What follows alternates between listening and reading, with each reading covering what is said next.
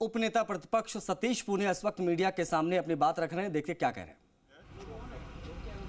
किसानों से ठगी से लेकर बेरोजगारों से वादा खिलाफी से लेके कानून व्यवस्था से लेके भ्रष्टाचार तक चारों तरफ से समुद्र की तरह घिरी हुई है सरकार।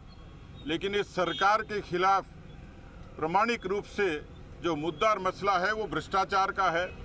लेकिन उन्हीं की सरकार के एक मंत्री दुष्कर्म की घटनाओं को लेकर एक सवाल खड़ा करते हैं और कालांतर में उनको बर्खास्त कर दिया जाता है।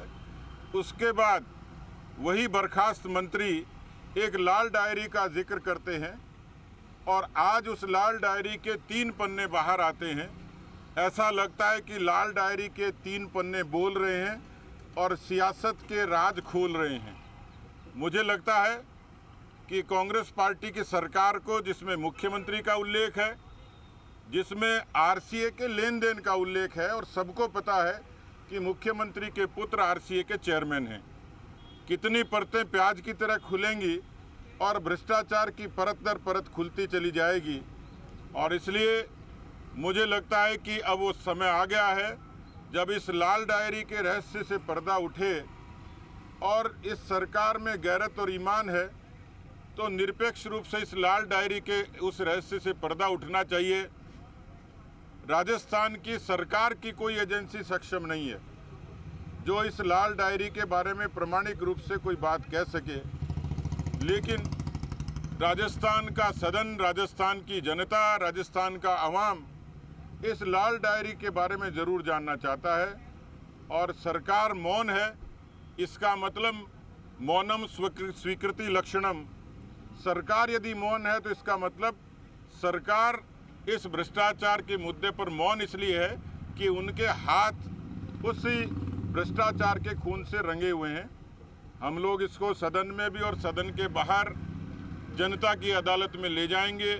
हमारी कोशिश रहेगी कि इस लाल डायरी के रहस्य से पर्दा उठे और जो दोषी लोग हैं उनको इस दोष की सजा मिले। सीबीआई जांच की मांग करते हैं क्या?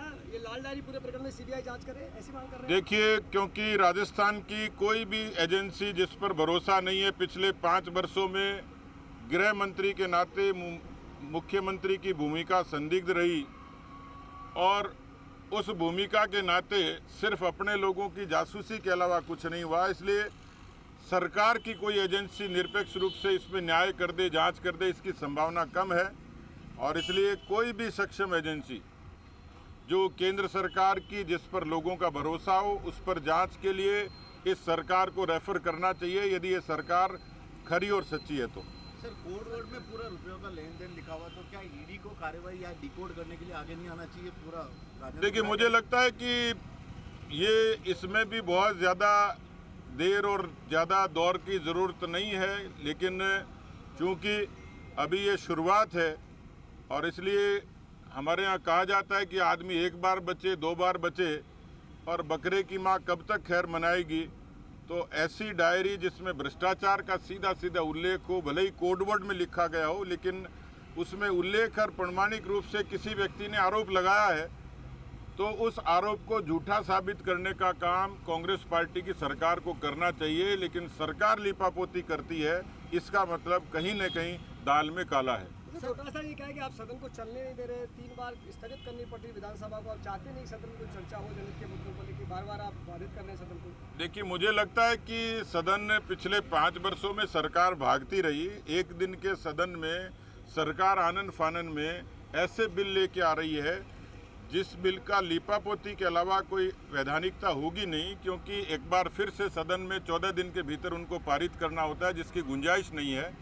तो जो बिजली का कृषकों से संबंधित बिल लेके आ रही है उसमें सरकार की मंशा बिजली के बिलों की बढ़ोतरी है और कृषक राहत, ऋण राहत बिल जो है उसमें जो प्रावधान है वो प्रावधान किसानों के हक में तो कतई नहीं है, सरकार के लिपापोती की। इसलिए वो शोर शराबे में, हल्ले गुल्ले में खाना पूर्ति करने की उनकी कोशिश रहेगी।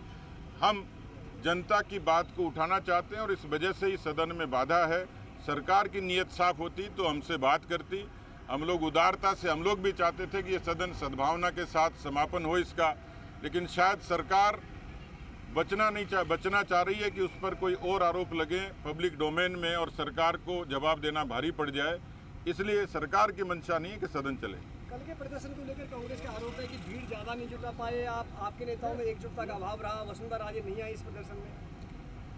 देखिए, बहुत ही ऐतिहासिक और सफल प्रदर्शन था जिसके बारे में हम जो मुद्दों को स्थापित करना चाह रहे थे वो पूरी राजस्थान की जनता ने देखा है।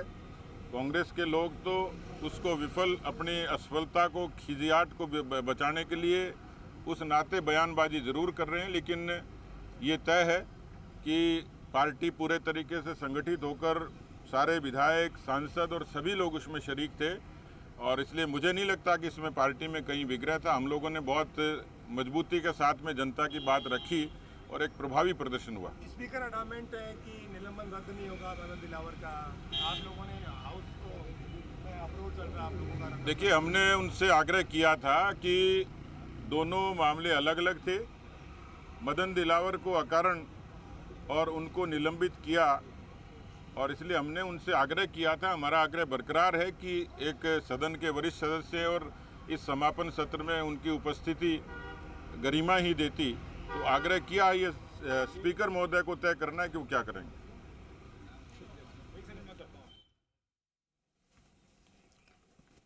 सतीश पूनिया को आप सुन रहे थे। तमाम विषयों पर उन्होंने बात रखी और कहा कि कांग्रेस पार्टी जिस प्रकार से आरोप लगा रही है कि लोग नहीं आए, लोग आए और सक्सेसफुल रहा। कल का पूरा महाघेराव, बढ़ेंगे आगे। नागौर जिले के कुछ